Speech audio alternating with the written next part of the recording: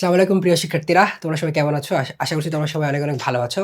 আজকে আমরা তোমাদের সাথে আলোচনা করব ভূগোল ১ম পত্রের আমাদের যে সাজেশন ভিডিও সেটা নিয়ে। তো ভূগোল ১ম পত্রে যেই প্রত্যেকটা অধ্যায় থেকে যে টপিকগুলো খুব গুরুত্বপূর্ণ সেগুলো নিয়ে তোমাদের সাথে আজকে আলোচনা করব।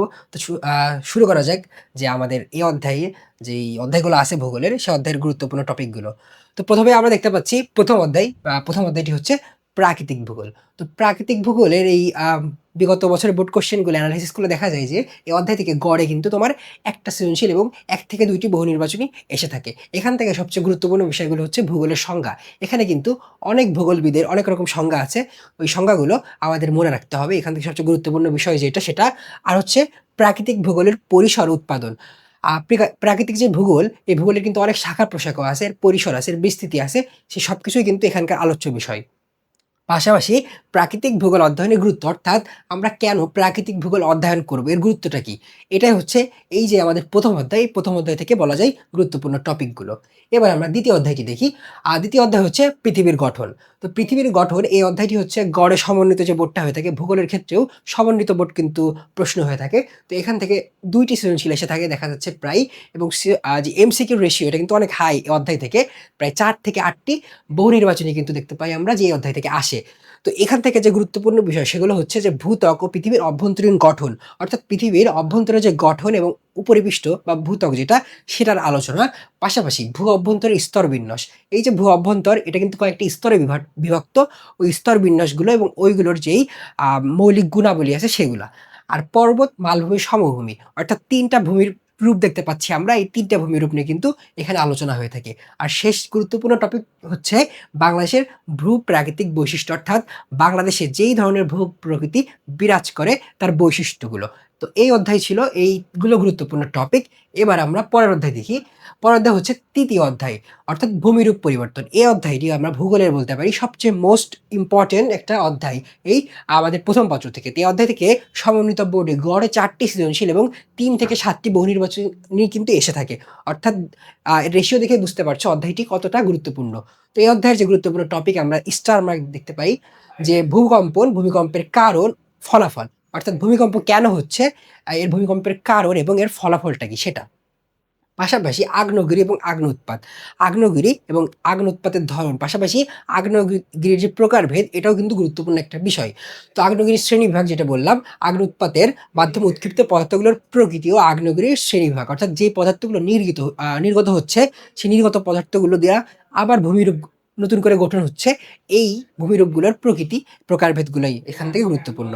পাশাপাশি কিছু প্রাকৃতিক দুর্যোগ, সুনামি, সুনামির কারণ এবং ফলাফল, অর্থাৎ ভূমিকম্পের সাথে সংশ্লিষ্ট আরেকটা দুর্যোগ হচ্ছে সুনামি। তো এই সুনামির কারণ, এর ফলাফল, এগুলাই কিন্তু আলোচনার বিষয়। পাশাপাশি বিচূর্ণী ভবন ও অগ্নিভবন। তো ভূমি ক্ষয়ের কিন্তু কিছু প্রকারভেদ আছে, আমরা অধ্যায়ে দেখতে পাই। তার মধ্যে গুরুত্বপূর্ণ বিষয় হচ্ছে বিচূর্ণী ভবন এবং নগ্নী ভবন। পাশাপাশি এই অধ্যায়ে আরো আলোচনা করা হয়েছে, সেটা হচ্ছে নদীর এবং নদীর বিভিন্ন পর্যায়। অর্থাৎ নদী এর সংজ্ঞা দেওয়া আছে, পাশাপাশি নদীর বিভিন্ন পর্যায় দেওয়া আছে। পাশাপাশি ওই নদীর প্রতিটা পর্যায়ের কিছু নির্দিষ্ট কাজ আছে, সেই কাজগুলো। এবং শেষ যে গুরুত্বপূর্ণ টপিক এই অধ্যায় থেকে, সেটা হচ্ছে নদী ভাঙ্গন। তো এই টপিকগুলো মোটামুটি কভার করলে এই অধ্যায় থেকে যে আমাদের প্রশ্ন, তা কিন্তু আমরা উত্তর করতে সক্ষম হব।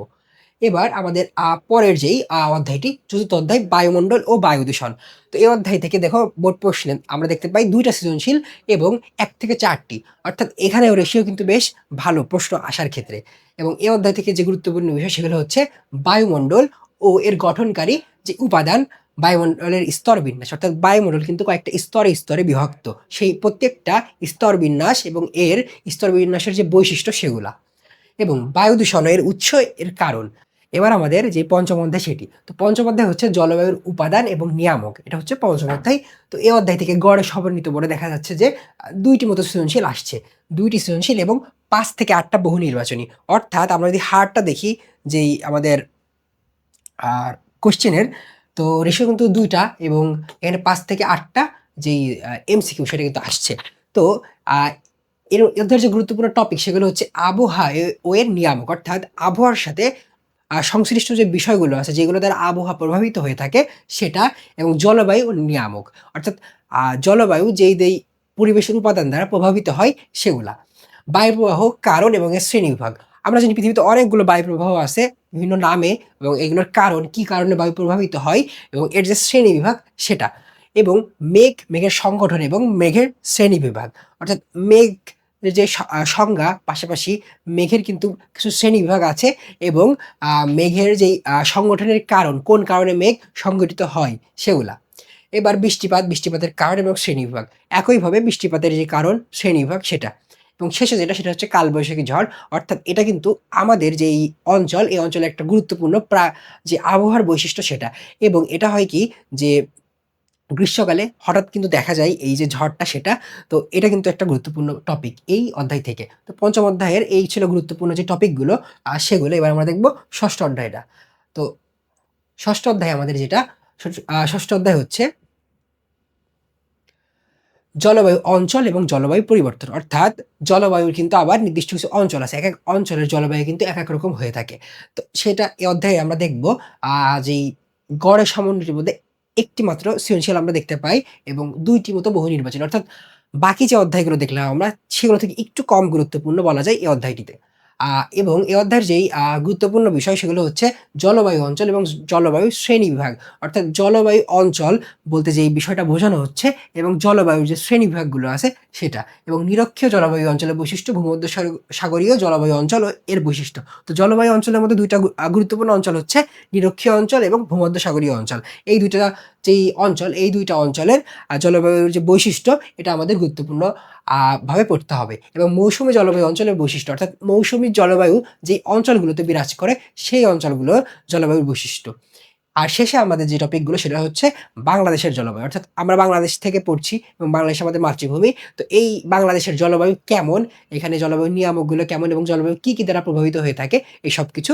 এবং জলবায়ু পরিবর্তনশীলতার কারণ এবং এর প্রভাব। অর্থাৎ জলবায়ু কেন পরিবর্তন হচ্ছে, কি কারণে হচ্ছে এবং এর প্রভাবটা আল্টিমেটলি আমাদের জীবনের পরে কেমন আসছে, এটাই হচ্ছে গুরুত্বপূর্ণ বিষয় এই ষষ্ঠ অধ্যায় থেকে। এবার দেখব আমরা সপ্তম অধ্যায়। সপ্তম অধ্যায় হচ্ছে বায়ুমণ্ডল। তো এই বায়ুমণ্ডল থেকে আমরা এই অধ্যায় থেকে দেখতে পাচ্ছি যে গড়ে একটি সৃজনশীল এবং ১ থেকে ২ টা বহু নির্বাচনী কিন্তু আসছে আমাদের পরীক্ষাগুলোতে। পৃথিবীর সাগর, পৃথিবীর মহাসাগর, মহাসাগরের তলদেশের ভূমিরূপ এবং পানিচক্র। এই অধ্যায়ের আমরা যদি মোটা দাগে বলি, তো এগুলোই কিন্তু গুরুত্বপূর্ণ বিষয়। অর্থাৎ পৃথিবীতে যে সাগরগুলো আছে সেই সাগরগুলো এবং মহাসাগর যেগুলো আছে সেগুলো এবং এগুলোর বৈশিষ্ট্যগুলো, পাশাপাশি পৃথিবীর যে মহাসাগরগুলো আছে তলদেশ কিন্তু অনেক ব্যাপক বিস্তৃত। এই তলদেশের যে বৈশিষ্ট্য এবং এর যে ভূমিরূপগুলো আছে সেগুলা। এবং পানিচক্র, পানি একটা চক্রে আবর্তিত হয় আমরা জানি। তো সেই পানি চক্রটা কিভাবে ফাংশন করে সেই বিষয়টা। এই যে লাস্টে যে অধ্যায়গুলো দেখছি এগুলো বিগত বছরের শর্ট সিলেবাসগুলোর বহির্ভূত ছিল বলে আমরা কোয়েশ্চেনের রেশিও কিন্তু কম দেখছি। কিন্তু যদি আমরা হিসাব করি তাহলে এই অধ্যায় কিন্তু এবারের জন্য কম গুরুত্বপূর্ণ না। অর্থাৎ রেশিও দেখে যে আমার যে কম গুরুত্বপূর্ণ মনে হচ্ছে এমনটাও কিন্তু না। আমরা এই যে টপিকগুলো অবশ্যই কভার করব। তাহলেই কিন্তু পরীক্ষায় আমরা ঝুঁকিমুক্ত থাকতে পারবো। এবার আমরা পরের অধ্যায়টা দেখব, যে অষ্টম অধ্যায় সমুদ্রের স্রোত ও জোয়ার ভাটা। এই অধ্যায়টা অত্যন্ত গুরুত্বপূর্ণ একটা অধ্যায়। এই অধ্যায়ে কি প্রায় ৩ টে সৃজনশীল দেখতে পাই আমরা এই অধ্যায় থেকে এবং ৩ থেকে ৬ টি বহু নির্বাচনী এসে থাকে আমাদের এই সমন্বিত বোর্ড কোয়েশ্চেন সেটাতে। তো এখানে গুরুত্বপূর্ণ বিষয় হচ্ছে সমুদ্র স্রোতের কারণ, অর্থাৎ সমুদ্র স্রোত কেন হয়ে থাকে এবং পৃথিবীর মহাসাগরগুলোর প্রধান সমুদ্রের স্রোত। পৃথিবীর মহাসাগরগুলোতে ভিন্ন, ভিন্ন নামে কিন্তু ভিন্ন, ভিন্ন স্রোত প্রবাহিত হয়ে থাকে, যে কারণ সেগুলা। এবং মানব জীবনের উপর সমুদ্র স্রোতের প্রভাব, অর্থাৎ মানব জীবন কিভাবে প্রভাবিত হয় সমুদ্র স্রোত দ্বারা। এবং জোয়ার ভাটার সময়, জোয়ার ভাটা বাংলাদেশের উপকূলীয় অঞ্চল, এটা হচ্ছে এই অধ্যায়ের গুরুত্বপূর্ণ যে টপিক সেগুলা। এবার আমাদের যে পরবর্তী যে অধ্যায়টি আছে সেটা আমরা দেখব। তো পরের অধ্যায় হচ্ছে নবম অধ্যায় জীবমণ্ডল। তো এই অধ্যায়টি থেকে আমরা দেখতে পাই যে গড়ে একটি সৃজনশীল এবং ২ টি মতো বহু নির্বাচনী কিন্তু এসে থাকে। তো এই অধ্যায়ের যে গুরুত্বপূর্ণ বিষয় সেগুলো হচ্ছে কার্বন চক্র, পৃথিবীর জীববৈচিত্র্য, বাংলাদেশের বনাঞ্চল, বাস্তু সংস্থান এবং বাংলাদেশের অর্থনীতিতে বন সম্পদের গুরুত্ব, পরিবেশ দূষণ ও এর প্রতিকার প্রতিরোধ। অর্থাৎ কার্বন চক্রটা কিভাবে আবর্তিত হচ্ছে, পাশাপাশি পৃথিবীর যে জীববৈচিত্র্য, পাশাপাশি বাংলাদেশের বনাঞ্চল, বাংলাদেশ একটা বিস্তৃত বনভূমি যে অঞ্চলগুলো আছে, সেই অঞ্চলগুলোর আসলে বৈশিষ্ট্য এবং কিভাবে বাস্তু সংস্থানের ক্ষেত্রে এগুলো গুরুত্বপূর্ণ ভূমিকা রেখে থাকে সেটা। এবং বাংলাদেশের অর্থনীতিতে এই যে বন সম্পদ আছে সেগুলোর ভূমিকাটা কেমন আল্টিমেটলি, এই বিষয়টা। এবং পরিবেশ দূষণ এর প্রতিকার এবং প্রতিরোধ। তো এটা হচ্ছে যে গুরুত্বপূর্ণ বিষয়, সেগুলো এই অধ্যায় থেকে। আ তো এবার আমরা যদি আমাদের মানমন্ডনটা দেখি, যে মানমন্ডন হচ্ছে আমাদের ৭৫ মার্কের তত্ত্বীয় পরীক্ষা এবং ২৫ মার্কের প্র্যাকটিক্যাল। তো ৭৫ এর মধ্যে ৫০ মার্কের হচ্ছে আমাদের সৃজনশীল এবং বাকি ২৫ মার্ক হচ্ছে আমাদের যে এমসিকিউ প্রশ্ন বা পরীক্ষা সেটা কিন্তু হয়ে থাকে। তো ৫০ মার্কে আমাদের ৫ টা সৃজনশীল অ্যান্সার করতে হবে ৮ টা থেকে। তো এর মধ্যে আমাদের ৯ টা অধ্যায় আছে। ৯ টা অধ্যায় থেকে যদি আমরা ভালোভাবে ৫ টা অধ্যায়েরও খুব ভালোভাবে প্রিপারেশন যেটা আছে সেটা নিয়ে থাকি আমাদের, তাহলে কিন্তু আমাদের যে প্রশ্নের উত্তর করা এটা কিন্তু খুব একটা কঠিন না। কিন্তু দেখা যায় যে অনেক অধ্যায় থেকে আসে না, আবার অনেক অধ্যায় থেকে ৩ টাও আসতে পারে। আমরা যে রেশিওটা দেখি, অর্থাৎ আমাদের প্রত্যেকটা অধ্যায়ের যে টপিক সেগুলোই কভার করতে হবে। যার জন্যই এই যে আমাদের সাজেশন গুলা, এগুলো যদি আমরা কভার করতে পারি তো আশা করা যায় আমরা কমন পেতে পারি ইনশাআল্লাহ। আ তো আমাদের তোমাদের কমন এর জন্য এবং পাশাপাশি তোমাদের যেই সামগ্রিক প্রস্তুতির জন্য আমাদের কিন্তু অনেক কোর্স আছে তোমাদের জন্য। যেমন তোমরা সামনে অ্যাডমিশন এ জার্নি শুরু করবে। সেই অ্যাডমিশন এর জন্য কিন্তু আমাদের ডেডিকেটেড কোর্সগুলো আছে। তোমরা এগুলো সম্পর্কে জানতে পারো আমাদের হটলাইন নাম্বারগুলোতে কল করে কিংবা আমাদের পেইজে ইনবক্স করে। পাশাপাশি বর্তমান সময়ে যেই টেস্ট পেপার সলভিং কোর্স সেটা কিন্তু তোমাদের জন্য চলমান আছে। যেহেতু তোমাদের পরীক্ষার যেই সময়টা এটা কিন্তু একটু পিছিয়েছে, যার কারণে এই কোর্সটা কিন্তু তোমাদের জন্য এখন খুবই কার্যকর। এর কিন্তু অনেকটাই হয়ে গেছে। বাট তুমি যদি এখনো জয়েন করো, তুমি কিন্তু তোমার প্রিপারেশনটাকে আরো বেশি এগিয়ে নিতে পারবে। এবং তোমার যেই প্রস্তুতিটাকে আরো ভালো করার জন্য আমাদের জন্য তোমাদের জন্য রয়েছে এক্সাম ব্যাচ, এবং দেখতে পাচ্ছ এক্সাম ব্যাচটা তোমাদের কাছে আমরা বিনামূল্যে দিচ্ছি এবং তোমাদের জন্য শুধু দোয়া এবং ভালোবাসা এর বিনিময়ে কিন্তু তোমরা এই এক্সাম ব্যাচগুলোতে জয়েন করতে পারো। তো তোমাদের জন্য অনেক, অনেক শুভকামনা এবং তোমাদের সাথে শীঘ্রই দেখা হবে ভূগোল ২য় পত্রের যে সাজেশন ক্লাস বা ভিডিও সেটা নিয়ে।